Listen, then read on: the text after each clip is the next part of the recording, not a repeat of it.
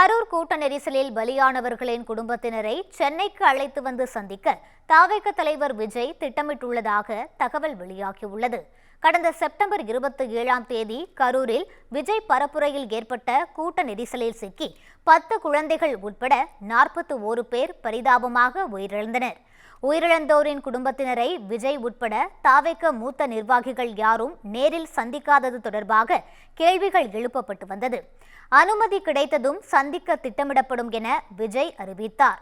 இந்நிலையில் கரூர் நெரிசலில் உயிரிழந்த 41 பேரின் குடும்பத்தினரையும் சென்னைக்கு வரவழைத்து தனியார் அரங்கில் வைத்து சந்திக்க தாவேக தலைவர் விஜய் திட்டமிட்டுள்ளதாக தகவல் வெளியாகியுள்ளது. கரூருக்கு நேரில் சென்று சந்திக்க பணிகள் நடந்து வருவதாக கூறப்பட்ட நிலையில் தற்போது அந்த திட்டம் மாற்றப்பட்டுள்ளது.